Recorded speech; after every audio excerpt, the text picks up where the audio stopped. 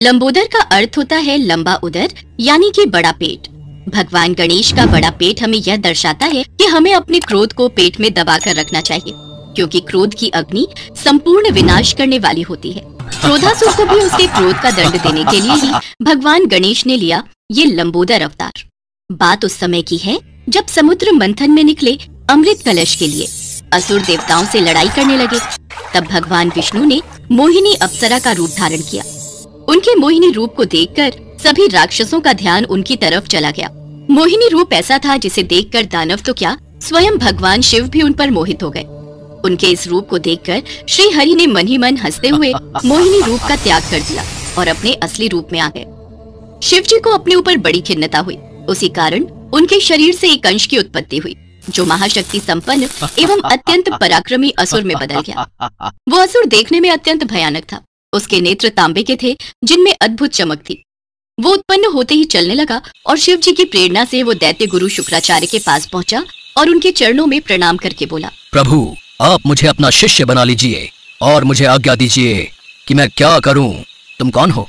कहां से आए हो? तुम्हें यहाँ किसने भेजा है? असुर की बात सुनकर गुरु शुक्राचार्य ने अपनी आंखें बंद करके ध्यान लगाया तो वो उस असुर के बारे में सब कुछ जान गए। उन्होंने उस असुर से कहा, वत्स, तुम्हारी उत्पत्ति महादेव के क्रोध के द्वारा उत्पन्न तेज से हुई है। इस कारण आज से तुम्हारा नाम क्रोधासुर है।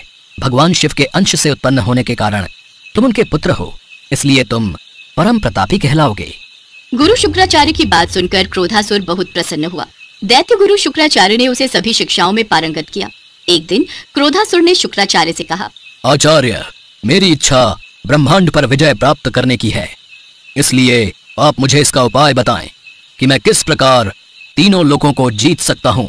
यदि तुम संपूर्ण ब्रह्मांड को जीतना चाहते हो तो उसके लिए तुम्हें भगवान सूर्य की कठिन तपस्या करनी होगी और उनसे अजर रहने का वरदान प्राप्त करना होगा। उनके मंत्रों का अनुष्ठान करो। भगवान सूर्य देव तुम्हारी तपस्या से प्रसन्न होकर तुम्हारी कामना जरूर पूर्ण करेंगे। शुक्राचार्य के कहे अनुसार क्रोधासुर ने एक पांव पर खड़े होकर सूर्य मंत्र का जाप करना आरंभ कर दिया। कई वर्षों तक वो गर्मी, सर्दी, बरसात आदि ऋतुओं की परवाह किए बिना निराहार खड़ा रहा। उसकी दृष्टि आकाश की ओर लगी रही। मन में भगवान शिव की भक्ति और जिह्वा पर सूर्य मंत्र था। उसकी ऐसी कठिन तपस्या को देखकर भगवान सूर्य उत्पन्न हुए और क्रोधासुर के मांगे वरदान को तथास्तु कहकर अंतर्ध्यान हो गए। सूर्य देव के वहां से चले जाने पर क्रोधासुर प्रसन्न होकर अपने घर लौटा। गुरुदेव, मेरा प्रणाम स्वीकार कीजिए। आपके शिष्य को सूर्य देव से वो सभी वरदान प्राप्त हो चुके हैं जिनसे मैं पूरे ब्रह्मांड को जीत सकता हूँ। ये तो बहुत ही प्रसन्नता का विषय है पुत्र। अब तुम पूरे ब्रह्मांड पर विजय प्राप्त करो। मेरा आशीर्वाद तुम्हारे साथ है।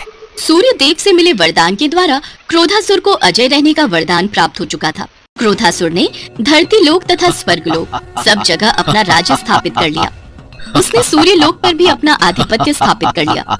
भगवान सूर्य तो पहले ही क्रोधासुर को आशीर्वाद दे चुके थे, अब वो कुछ नहीं कर सकते थे, इसलिए उन्हें भी सूर्य लोक छोड़कर जाना पड़ा। क्रोधासुर ने बैकुंठ और कैलाश पर भी कब्जा कर लिया। इसके पश्चात सब देवताओं ने भगवान गणेश की उपासना करनी प्रारंभ कर दी। भगवान गणेश सभी देवताओं की प्रार्थना सुनकर लंबोदर रूप में अवतार लेकर प्रकट होते हैं। हे गजानन, क्रोधासुर ने चारों ओर हाहाकार मचा दिया है। हमारी रक्षा करो प्रभु। आप सभी देवता निश्चिंत रहिए। मेरे होते हुए किसी का भी बाल बांका नहीं हो सकता। मैं समस्त असुरों का नाश कर दूंगा। इसके पश्चात भगवान गणेश लंबोदर रूप में अपनी सेना के साथ क्रोधासुर से युद्ध करने के लिए जाते हैं। क्रोधासुर जब रण क्षेत्र में पहुंचा, उसने देखा कि सामने भगवान गणेश लंबोदर रूप में खड़े हैं। उनका विचित्र वेश है। 3 नेत्र, लंबा उदर, नाभि में शेषनाग लपेटे हुए हैं। वह क्रोध पूर्वक बोला, तू मेरे से युद्ध करेगा? आज तो तू मौत से नहीं बच पाएगा। भगवान लंबोदर क्रोधासुर की बात सुनकर मुस्कुरा देते हैं। दोनों ओर से युद्ध आरंभ हो जाता है। काफी देर तक युद्ध चलने के पश्चात अंत में भगवान लंबोदर की सेना असुरों का संहार कर देती है। क्रोधासुर अब भगवान लंबोदर के सामने हार मान लेता है। मुझे क्षमा कर दो प्रभु, मैं आपको पहचान नहीं पाया। मुझे क्षमा दान दो। मूर्ख, तूने इतना पराक्रमी शरीर पाकर भी अधर्म कार्य किया, पर मैं फिर भी तुझे क्षमा करता हूँ, क्योंकि तू मेरी शरण में आया है और मेरी शरण में जो कोई भी आता है मैं उसे क्षमा कर देता हूँ। मैं तो समस्त प्राणियों के शरीर में निवास करने वाला हूँ। जाओ, मैं तुम्हें क्षमा दान दे रहा हूँ। पाताल लोक में जाकर निवास करो। जो आज्ञा भगवान। क्रोधासुर ने भगवान लंबोदर की आज्ञा का तुरंत पालन किया और वो उसी समय उन्हें प्रणाम कर पाताल लोक को चला गया। यह देखकर सभी देवता, ऋषि मुनि आदि भगवान गणेश के लंबोदर अवतार पर फूलों की वर्षा करने लगे। कहा जाता है तभी से भगवान गणेश के उस अवतार को लंबोदर अवतार कहा जाता। एक बार गणेश जी ने पृथ्वी के मनुष्यों की परीक्षा लेने का विचार किया और वो माँ पार्वती के पास गए और बोले, माता, मैं पृथ्वी पर भ्रमण करने जाना चाहता हूँ और पृथ्वी वासियों की परीक्षा लेना चाहता हूँ। ठीक है पुत्र गणेश, जैसा तुम उचित समझो। पृथ्वी भ्रमण के लिए मैं एक बालक का रूप ले लेता हूँ। बाल गणेश को तो लीला धरनी थी, इसलिए उन्होंने एक बालक का रूप बना लिया और अपने एक हाथ में चम्मच में दूध ले लिया और दूसरे हाथ में एक चुटकी चावल ले लिए और गली गली घूमने लगे। वो साथ ही साथ आवाज लगाते चले जा रहे थे, मेरे पास ये दूध और चावल है, क्या कोई मेरे लिए इस सामग्री की खीर बना देगा? कोई भी बाल गणेश पर ध्यान नहीं दे रहा था, बल्कि लोग उन पर हंस रहे थे। अरे कोई नासमझ बालक दिखाई पड़ता है। हाँ भैया, तभी तो ये चम्मच में दूध और चुटकी चावल लिए घूम रहा है। भला इसकी खीर कैसे बनेगी?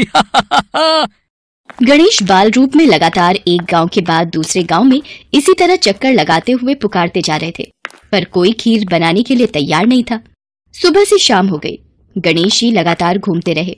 अरे मेरी खीर तो कोई भी बनाने को तैयार नहीं, अब क्या करूं? तभी वहाँ एक बुढ़िया अपनी झोपड़ी के बाहर बैठी हुई थी। गणेश जी वहाँ से पुकारते हुए निकले, कोई मेरी खीर बना दे, कोई तो मेरी खीर बना दे, मेरे पास ये दूध और चावल हैं। बुढ़िया बहुत कोमल हृदय वाली स्त्री थी। उसने गणेश जी से कहा, बेटा ला, इधर ला खीर का सामान, मैं तेरी खीर बना देती हूँ। माई, अपने घर में से दूध और चावल लेने के लिए बर्तन ले आओ। ठीक है बेटा, रुक, मैं अभी बर्तन लेकर आई। बुढ़िया एक कटोरी लेकर जब झोपड़ी के बाहर आई तो गणेश जी ने कहा, माई ये बर्तन छोटा है, अपने घर का सबसे बड़ा बर्तन लेके आओ। बेटा बड़ा बर्तन क्या करेगा, जरा से तो दूध और चावल है। अच्छा रुक, लाती हूँ। बुढ़िया को थोड़ी झुंझलाहट हुई, पर उसने कहा, चलो बच्चे का मन रख लेती हूँ, और अंदर जाकर वो अपने घर का सबसे बड़ा पतीला लेकर बाहर आई। गणेश जी ने चम्मच से दूध पतीले में उड़ेलना शुरू किया। तब बुढ़िया के आश्चर्य की सीमा न रही। ये क्या चमत्कार है प्रभु, कुछ समझ नहीं आ रहा। बुढ़िया ने जब देखा दूध से पूरा पतीला भर गया है, एक के बाद एक वो सारे बर्तन झोपड़ी से बाहर लाती गई और उसमें गणेश जी दूध भरते चले गए। इस तरह से घर के सारे बर्तन दूध से लबालब भर गए। इसके पश्चात गणेश जी बुढ़िया से बोले, माई मैं स्नान करके आता हूँ, तब तक तुम खीर बना लो, मैं वापस आकर खाऊंगा। बेटा इतना सारा दूध और ढेर सारे चावल, भला मैं इतनी सारी खीर का क्या करूंगी? माई आज तुम सारे गांव को दावत दे दो, मैं चाहता हूँ तुम्हारे हाथ की खीर का स्वाद पूरा गांव चखे। ठीक है बेटा, मैं गांव वालों को न्योता दे देती हूँ। बुढ़िया ने बड़े प्यार से मन लगाकर खीर बनाई। खीर की भीनी भीनी मीठी मीठी खुशबू चारों दिशाओं में फैल गई।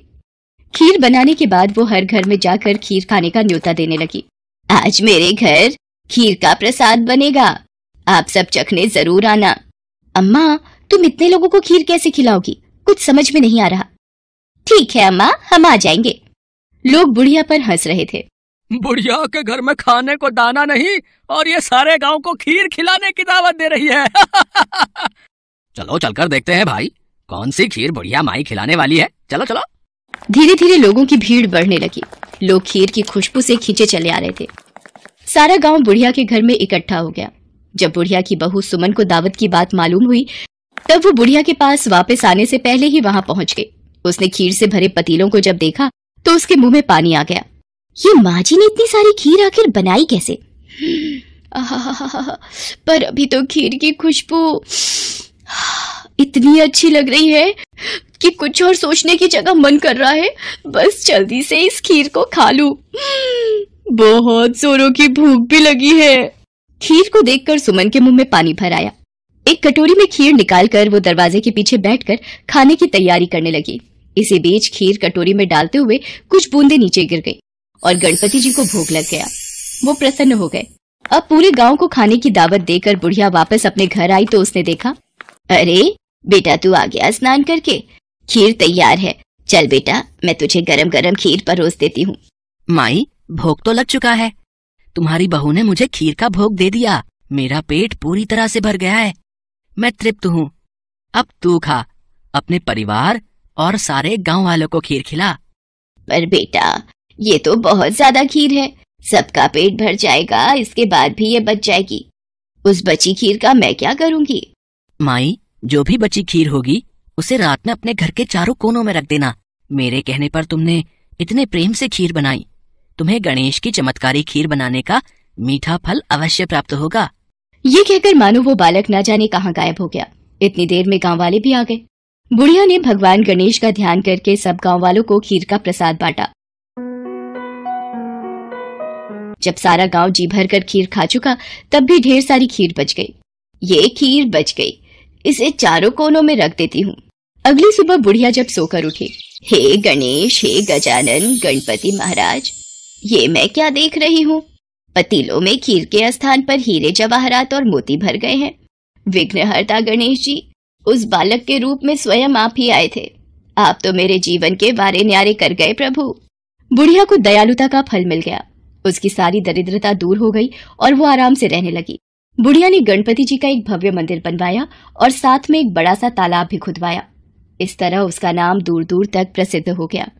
उस जगह वार्षिक मेले लगने लगे। लोग गणेश जी की कृपा प्राप्त करने के लिए उस स्थान पर पूजा करने और मान्यताएं मानने के लिए आने लगे। भगवान गणेश को विघ्नहर्ता और सुखकर्ता कहा गया है। वो अपने भक्तों के जीवन की सारी कठिनाइयों को दूर करके सुख, शांति, समृद्धि और वैभव प्रदान करते हैं।